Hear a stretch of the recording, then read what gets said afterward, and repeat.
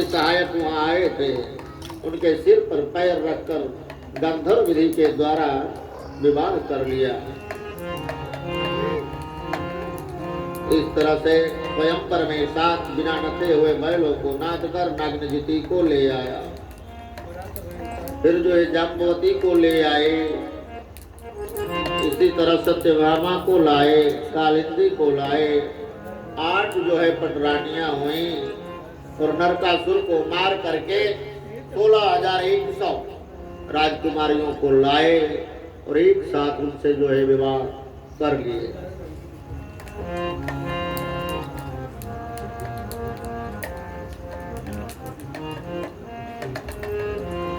इसके बाद विदुर जी उद्धव जी को प्रणाम किए। उद्धव जी भी अपना चले गए और विदुर जी अपना घूमते हुए निरंतर भगवान के चरण में मन को लगाए हुए निरंतर गाना भजन गाते हुए चलते रहते। श्री कृष्ण गोविंद हे नाथ नारायण वासुदेवा, श्री कृष्ण गोविंद हरे मुरारे। हे नाथ नारायण वासुदेवा, हे नाथ नारायण वासुदेवा, हे नाथ नारायण वासुदेवा। श्री कृष्ण गोविंद हरे मुरारे, हे नाथ नारायण वासुदेवा। श्री कृष्ण गोविंद हरे मुरारे, हे नाथ नारायण वासुदेवा, हे नाथ नारायण वासुदेवा, हे नाथ नारायण वासुदेवा। फिर विदुर जी का मिलन हो जाता है। मैत्रेय जी से पूछते हैं कि हे मैत्रेय जी, हमने सुना है, आपके ही मुख से सुना था, याद दैत्य हिरण्याक्ष को भगवान यज्ञ मूर्ति ही मारे थे। जिस समय भगवान लीला से ही अपनी दाढ़ों पर रखकर पृथ्वी को जल में से निकाले थे, उनसे दैत्यराज हिरण्याक्ष की मुठभेड़ कैसे हो गई थी। मैत्रेय जी ने कहा, हे विदुर जी, कश्यप ऋषि तपस्या में बैठे हुए थे, संध्या का समय था और दिति आकर के उनको परेशान करने लगी है कि हे महर्षि, आप मेरी इच्छा अभी पूर्ण कीजिए, मुझे अब संतान चाहिए। कहे कि अरे इस समय संध्या बेला है, महादेव के हमचर सब घूमते रहते हैं, उनके गढ़ घूमते रहते हैं, इसमें यदि गर्भ होगा सब दैत्य ही पैदा हो जाएंगे। दिति बोली कि चाहे दैत्य हो चाहे दानव हो, मुझे तो हमारी जो मनसा है आप पूर्ण कीजिए। नहीं माने। अब इसके बाद जो है कश्यप ऋषि गए, गर्भाधान हो गया। उस समय हिरण्यकश्यप और हिरण्याक्ष दोनों का जन्म होता है। हिरण्याक्ष जो है इतना बलशाली था, इस पृथ्वी को लेकर के रसातल में डाल दिया। उसको मारने के लिए भगवान वराह का रूप धारण किए, तब उसको मारे। और हिरण्याक्ष जो हिरण्यकश्यप था, वो विष्णु भगवान से बहुत ही जलता था। अब जो है उसका ही पुत्र हो गया प्रहलाद, और प्रहलाद जो है पहुंच गया, गर्भ में था नारद ऋषि के आश्रम में, वहां निरंतर नारायण नारायण चलता रहता। अब वो बच्चा जब पैदा हुआ तो नारायण नारायण ही जपने लगा। अब जो है हिरण्यकश्यप को पता लगा ये तो बड़ा गड़बड़ कर रहा है लड़का। अब अनेकों उपाय करने लगा, उनको मारने के लिए तरह तरह का उपाय किया। फिर भी जो है जब प्रहलाद नहीं मरा, ऊब गया अंत में। तब जो है बोला हिरण्यकश्यप, क्या तुम्हारे इस खंभे में भी भगवान है? तो हाँ है। तो अभी मैं मार डालता हूँ, इस खंभे को चकनाचूर कर दूंगा। खंभे को तोड़ा, उसी में से भगवान नरसिंह रूप से अवतार ग्रहण किए और भगवान का यह रूप भी बड़ा ही भयावना था। और उसको भगवान नरसिंह उठाए और दरवाजे पर ले जा करके अपने जांघ पर रख करके नाखून से चीर डाले। इस तरह से भगवान का ये अवतार हुआ। विदुर जी पूछते हैं कि दानव कैसे आए, कहाँ से आए हे भगवान। मैत्रेय जी कहते हैं कि अरे विदुर जी की लीला बड़ा ही आनंददायक है। एक समय में सनक सनंदन सनातन सनत कुमार बैकुंठ धाम में गए। वहां उनके मुख्य द्वार पर जय और विजय द्वारपाल थे। वो जो है उनको रोक दिए, अंदर नहीं जाना है, भगवान अभी आराम कर रहे हैं। वो कहे कि बैकुंठ में तो कोई रुकावट नहीं, कोई भेदभाव नहीं, काहे तुम हमको रोक रहे हो। बार बार कहने पर भी वो नहीं माने। तब वही जो है सनक जी ने श्राप दे दिया, जाओ 3 जन्म तुम राक्षस हो जाओ, तुम यहाँ रहने योग्य नहीं हो। उसी समय भगवान आ जाते हैं और कहते हैं कि हाँ अरे ब्राह्मण देवता आप लोग कब आए। तब दंड प्रणाम हुआ, कहे कि जो कुछ हुआ ये सब हमारे ही लीला है, कोई बात नहीं है। जय विजय को कहे कि तुम जाओ 3 जन्म बनोगे और मैं ही तुम्हारा उद्धार करूंगा आकर के, चिंता मत करना, फिर जो है तुम अपने जगह पर आ जाओगे। इसके बाद जय विजय का बैकुंठ से पतन हो गया। तो पहले अवतार में हिरण्यकश्यप हिरण्याक्ष के रूप में हुए। उस समय भगवान ने बड़ा रूप लेकर के हिरण्याक्ष को मारा और हिरण्यकश्यप को जो है नरसिंह के रूप में मारे। इस तरह से भगवान का अपने पार्षदों का कल्याण कर दिए। ब्रह्मा जी की रुचि पत्नी थी।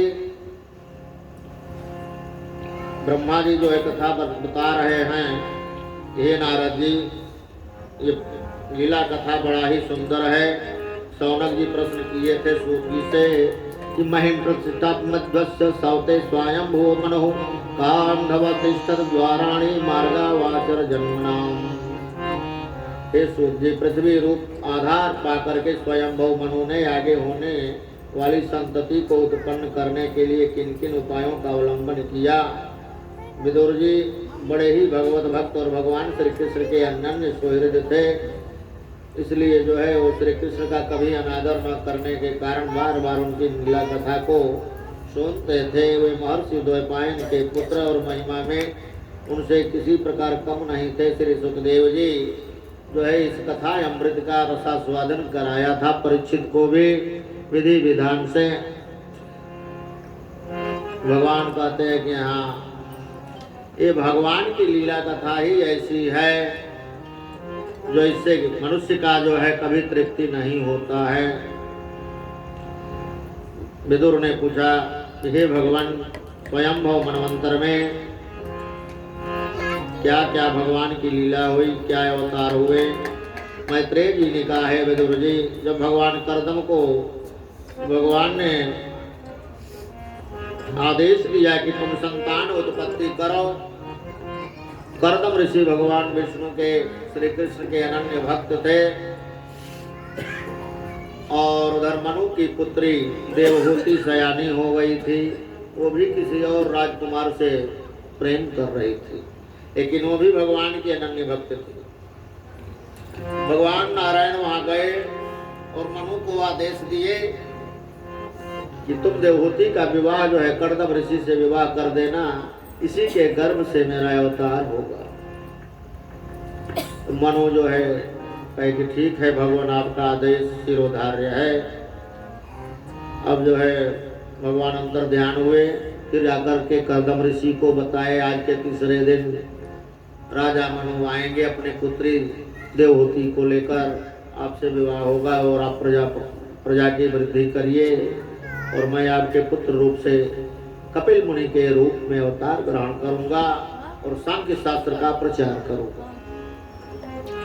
इसके बाद राजा अपनी पुत्री के साथ अपनी पत्नी के साथ पहुंचे और पहुंचने के बाद जो है महर्षि से अपना दंड प्रणाम हुआ, फिर वहीं पर कन्यादान कर दिए। इसके बाद राजा अपने पास गए।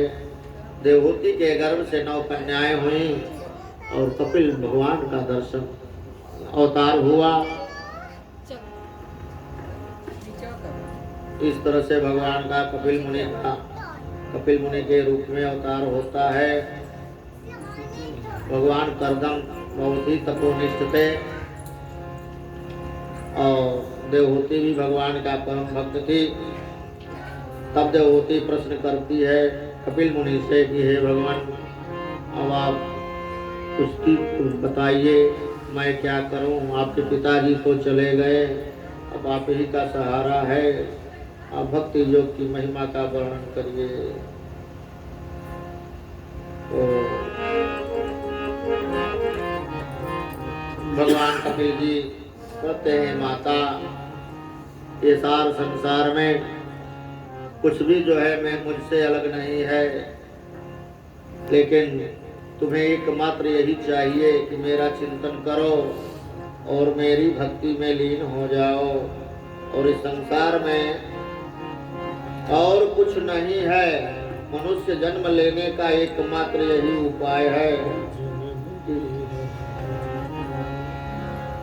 कि तुम जो है भगवान के गुणगान करो, निरंतर उनके मंत्र का जाप करो।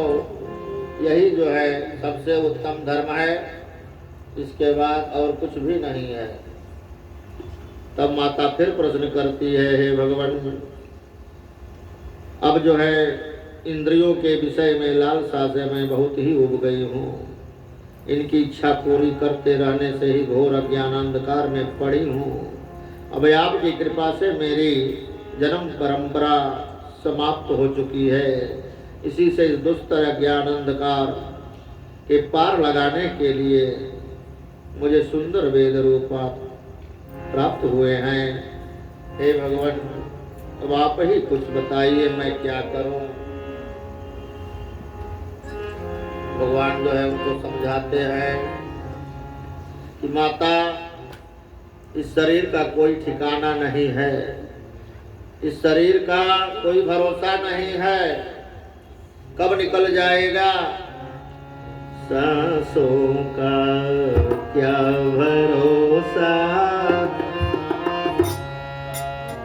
क्या भरोसा, सांसों का क्या भरोसा, रुक जाए चलते चलते, रुक जाए चलते चलते।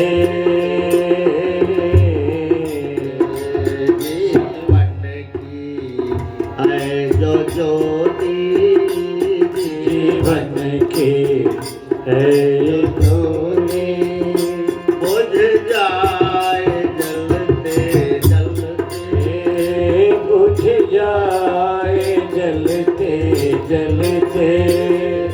सांसों का क्या भरोसा, सांसों का क्या भरोसा, रुक जाए चलते चलते, रुक जाए चलते चलते।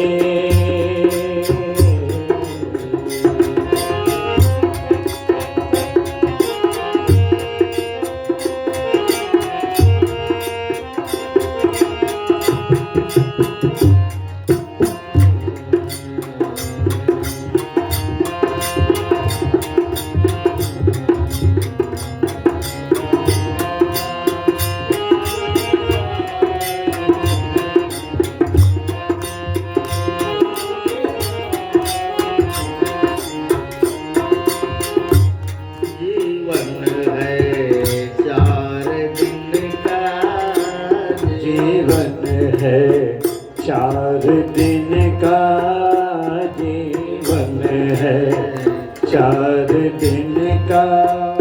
2 दिन की है जवानी, 2 दिन की है जवानी, 2 दिन की है जवानी।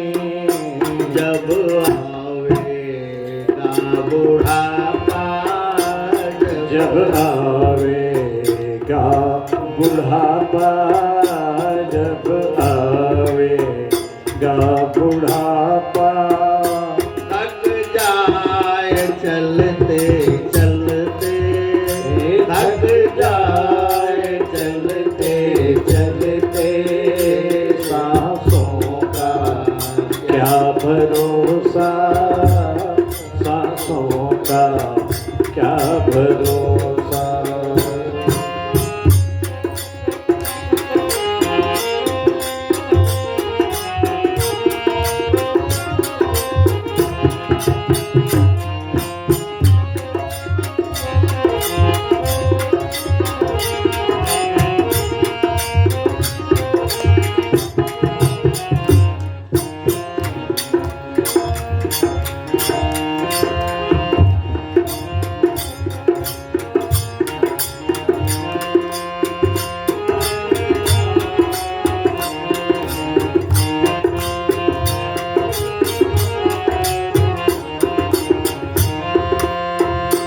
समझाना तो इशारा, समझाना तो इशारा, समझाना खेल इसका, समझान खेल इसका, क्यों तेरी बात बिगड़े, क्यों तेरी बात निकले, हर बार बनते बनते, हर बात बनते बनते, सांसों का क्या भरोसा, सांसों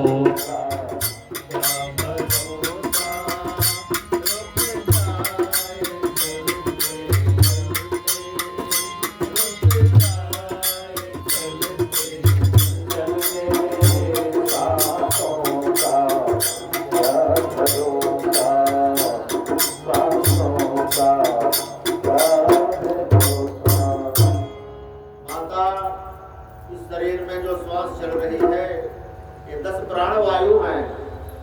प्राण अपान समान नाद पूर्व त्रिकल देव दत्तो धनंजया, ये 10 प्राण से जो 10 वायु से ये शरीर चलता है।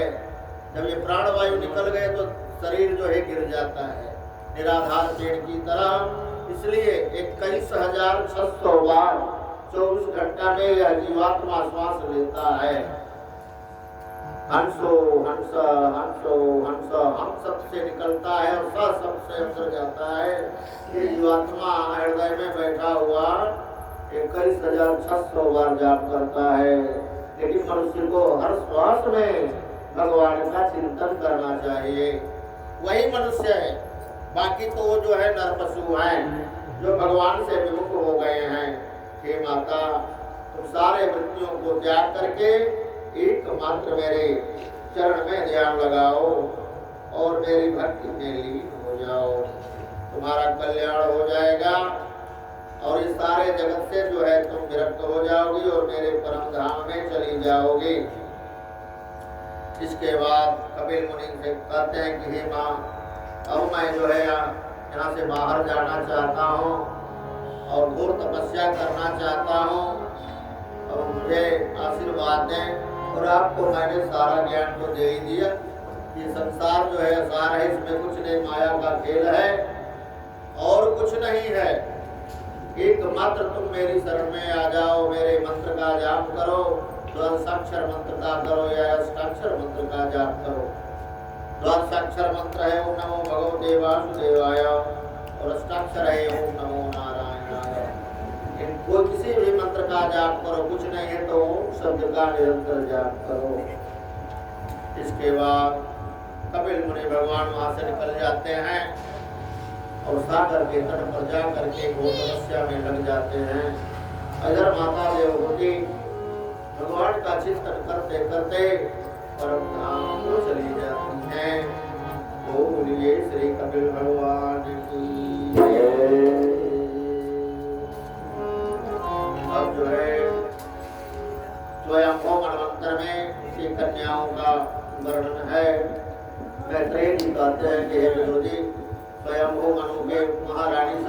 से प्रियव्रत और कांडपाद 2 पुत्र जो है पैदा हुए। 3 कन्याएं हुई थी, आकुति, देवहूति और प्रसूति नाम से विख्यात थी। आकुति यद्यपि उनके भाई थे, फिर भी महारानी शतरूपा की अनुमति से उन्होंने रुचि प्रजापति के साथ पुत्रिका धर्म के अनुसार विवाह कर दिया। प्रजापति रुचि भगवान के अनन्य चिंतन के कारण ब्रह्मदेव से संपन्न थे और आकुति के गर्भ से एक पुरुष स्त्री का जोड़ा पैदा हुआ। उनमें जो पुरुष था साक्षात यज्ञ स्वरूपधारी भगवान विष्णु थे और जो स्त्री थी वो महालक्ष्मी थी। दक्षिणा नाम से पैदा हुए। तो दक्षिणा और यज्ञ का जो है विवाह हो गया। ऐसे तो भाई बहन थे, लेकिन वो अपने पति पत्नी थे ही। जब दक्षिणा को रुचि प्रजापति ने अपने पास रखा और जब दक्षिणा विवाह के योग्य हुई तो भगवान को ही अपना पति रूप से प्राप्त करने की इच्छा की। भगवान यज्ञ पुरुष से दक्षिणा का विवाह हो गया। भगवान ने प्रसन्न होकर उनसे 12 पुत्र पैदा किए दक्षिणा देवी से। तोष, प्रतोष, संतोष, भाद्र, शांति, इडस्पति, ईदम, कवि, विभु, सुदेव और रोचन। वही स्वयंभू मनवंतर में तुषित नाम के देवता हुए। उस मनवंतर से मारीच आदि सप्तऋषि थे। भगवान यज्ञ ही देवताओं के अधीश्वर इंद्र थे। इस तरह से जो है अनसुईया से विवाह हुआ त्रिमुनि का। और वहाँ देवियों के कहने से त्रिदेव लोग जो है गए वहाँ परीक्षा लेने। त्रिदेवों को माता अनुसुईया ने बालक बना दिया। इसके बाद जो है तीनों देवियां गई क्षमा मांगी। तब जो है भगवान तो बस में हो गए थे, तीनों बालक बन गए थे। तब जो है माता अनुसुईया फिर उनको जो है पूर्ण संपन्न किए। अब तीनों देव जो है उनको आशीर्वाद दिए और बोले हे माता वरदान मांगो। माता बोली कि तब आप तीनों हमारे पुत्र हो गए तो पुत्र रूप में हमारे यहाँ निवास करिए। विष्णु भगवान के रूप से जो है दत्तात्रेय का जन्म हुआ और इसके बाद वहाँ से ब्रह्मा के द्वारा जो है चंद्रमा का, महादेव के द्वारा दुर्वासा का जन्म होता है। और इधर तो महादेव जी कैलाश पर बैठे थे और दक्ष प्रजापति के यहाँ यज्ञ चल रहा था। सती ने, माता सती जो है महादेव से कहती हैं कि सभी देवता जा रहे हैं हमारे पिता के यज्ञ में, हम लोग भी चले।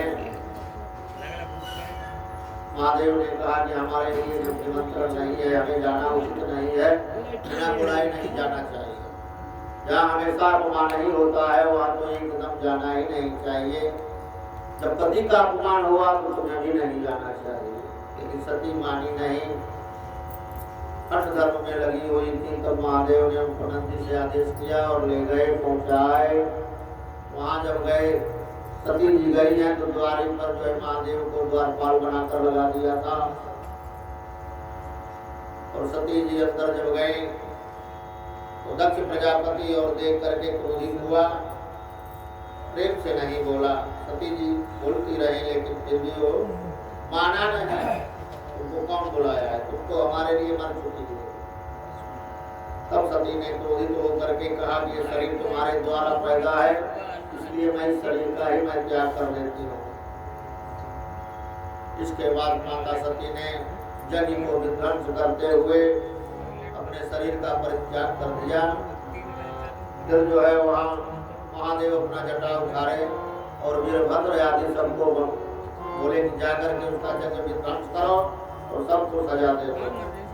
वीरभद्र आदि और जो है भद्रकाली आदि सबको लेकर के सब गणों को पहुँचे वीरभद्र, सबको मारते हुए और दक्ष प्रजापति का सिर काट करके अग्निकुंड में पूर्णाहुति डाल दी।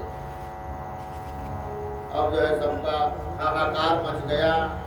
दक्ष प्रजापति विष्णु भगवान का परम भक्त था। अब इसके बाद सभी देवता भाग गए। जब महादेव के गण पहुंचे और नारायण आए हैं और ब्रह्मा जी आए और जाकर के महादेव जी को जो है प्रसन्न किए, उनसे अपना विनय किए। फिर आकर के दक्ष प्रजापति का सिर बकरा का लगा दिए महादेव ने और उसके यज्ञ को पूर्ण कर दिए। इस तरह से जो है उनका यज्ञ हुआ। महादेव सती को शरीर लेकर के उड़ने लगे, आकाश में विचरण करने लगे। तब जो है ब्रह्मा जी प्रार्थना किए नारायण से, हे भगवान आप ही कोई उपाय कीजिए। तब नारायण भगवान अपने छत्र से सती के जो है शरीर पूरा काट लिए और धरती पर गिरा दिए। वही 52 जगह जो है गिरा है, 51 जगह शक्तिपीठ बना सती जी का, जिसमें कि एक हम लोगों से बाहर हो गया। समय पाकिस्तान में है, इंग्लैंड की भवानी, बाकी सब हमारे देश में, मैहर वाली है, काशी में है, पटना में है, जो है मैदान धाम में है। इसी तरह से कामरूप कामाख्या वाली है, सब जो है सती का ही अंग है। कोच बिहार में है। और दक्ष राजा का जो है यज्ञ पूर्ति हुआ और माता का स्नान हुआ।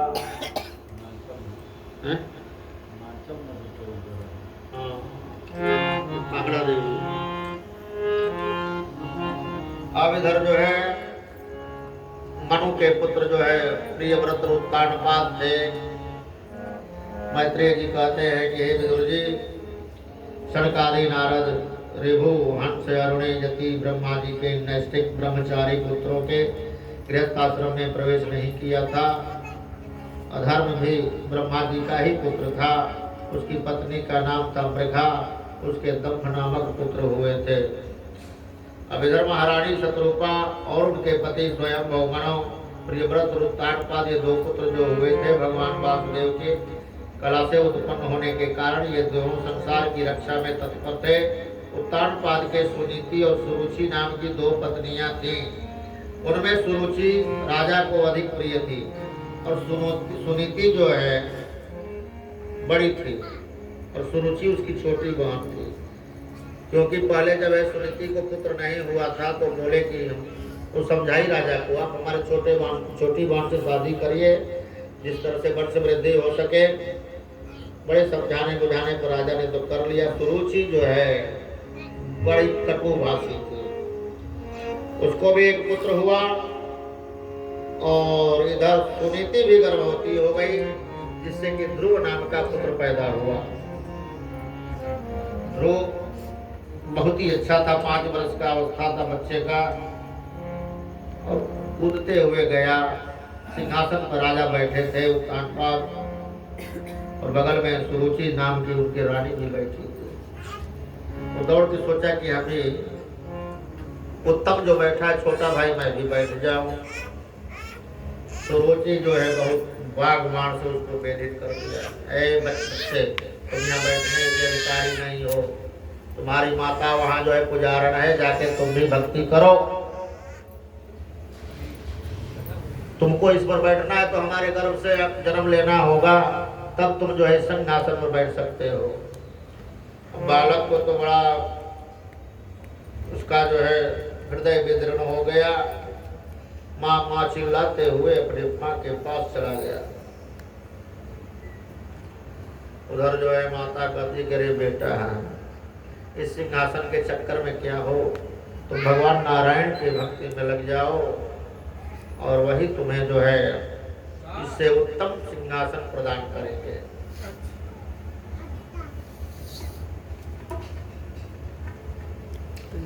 अब ध्रुव जी जब आगे निकलते हैं जंगल के तरफ, वहां नारद जी से भेंट हो जाता है। नारद जी ने उनको मंत्र दिए, ओम नमो भगवते वासुदेवाय। कहे कि बेटा इस मंत्र का निरंतर तुम जाप करो, तुम्हें भगवान का दर्शन जरूर हो जाएगा। अब इधर जो है ध्रुव जी जाकर के बैठ गए एक आसन से। अब इधर नारद जी फिर पहुंच जाते हैं राजा उत्तानपाद के घर में। राजा ने कहा, हे ब्राह्मण मैं बड़ा ही स्नेह हूँ, निर्दय हो, मैं तो स्त्री के नचाने पर नाचता हूँ। नन्हे से बच्चे को उसकी माता के साथ घर से निकाल दिया था। वह बड़ा ही बुद्धिमान था, उसका कमल सा मुख भूख से कुमला गया होगा, वो थक कर कहीं रास्ते में पड़ गया होगा। हे ब्राह्मण मैं क्या करूं, मेरी कुटिलता तो देखिए। वह बालक प्रेम बस मेरी गोद में चढ़ना चाहता था, किंतु मुझे इस दुष्ट ने उसका तनिक भी आदर नहीं किया।